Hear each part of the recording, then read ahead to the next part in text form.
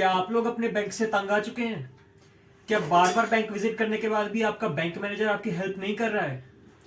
क्या इस corona time में भी आपके लोन पे आपका बैंक आपसे ज्यादा रेट ऑफ इंटरेस्ट चार्ज कर रहा है? तो आइए दोस्तों, मैं आपको सिखाऊंगा एक ऐसा तरीका जिससे बैंक को आपकी सुननी पड़ेगी। मैं आपको बताऊंगा how to write a letter to RBI. मैं आपको सिखाऊंगा how to take action against bank manager. तो चलिए चलते हैं दोस्तों लेटर के फॉर्मेट पे।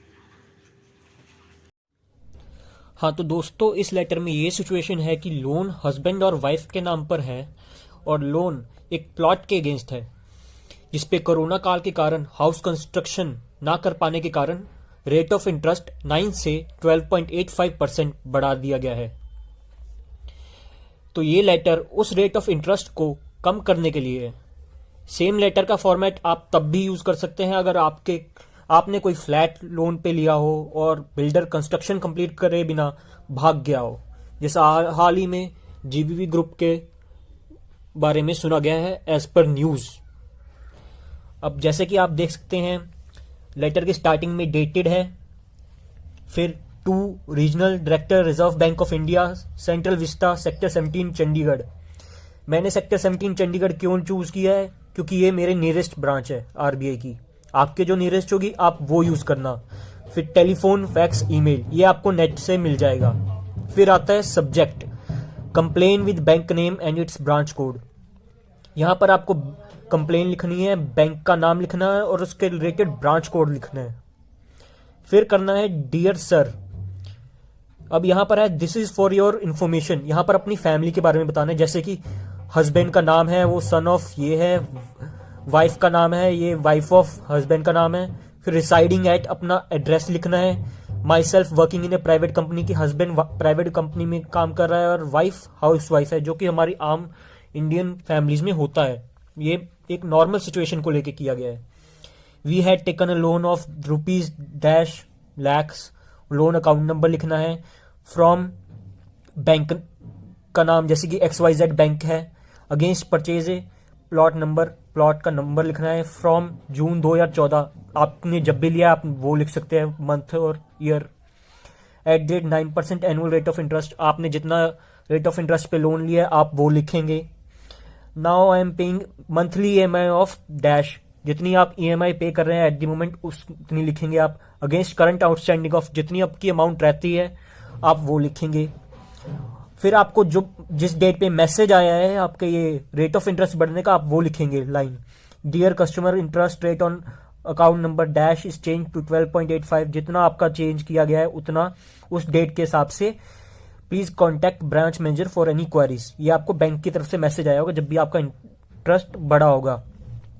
ऑन करेंटली 4/9/21, आपकी जो भी डेट होगी, we have received a mail from bank and they are charging higher rate of interest at the 12.95%। ये मेरी सिचुएशन में था जो मैंने इस डेट पे रिसीव की थी।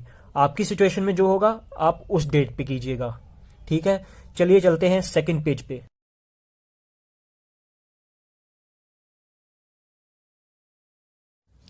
हाँ तो सेकंड पेज स्टार्ट करते हैं। We have also written a mail to, जो भी बैंक मैनेजर का नाम है, requesting change of rate of interest. ये लाइन दोस्तों अगर आपने तभी लिखनी है अगर आपने वो मेल की होगी regarding change of rate of interest starting में बैंक को। उसके बाद नेक्स्ट लाइन पे आता है, then after meeting him many times. जो भी आपकी रियल स्टोरी होगी आपने यहां पर वो लिखनी है। नेक्स्ट लाइन पे आता है, we are tired of visiting bank on daily basis. Even after all this there was no help from bank side. Even in the lockdown period, we have paid all our EMIs on regular basis without any delay and never got a moratorium. Now we have paid more than dash percentage of principal amount on our loan. अब यहाँ पर आपने वो percentage लिखनी है जितने पे आपने लोन पे कर दिया है। फिर due to corona virus and current market scenario, other banks charging rate of interest at the rate dash to dash percentage annually. जो भी आपको लगता है मार्केट में इस लोन पे इतना रेट ऑफ इंटरेस्ट चल रहा है, आपने यहां पर वो लिख देना है।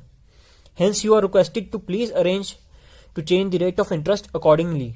Waiting for positive reply, thanking you, yours faithfully.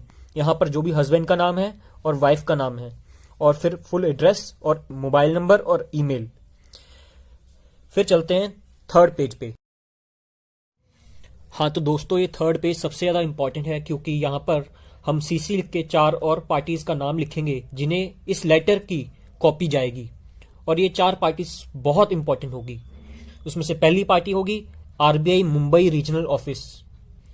दूसरी पार्टी होगी, सपोज XYZ बैंक का नाम है जिससे आप प्रॉब्लम फेस कर रहे हैं, तो वो दूसरी पार्टी होगी।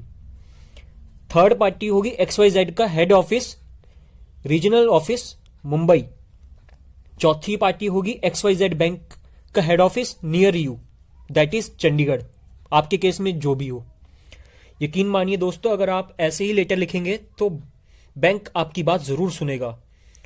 और टोटल ये लेटर 5 पार्टीज को जाएगा।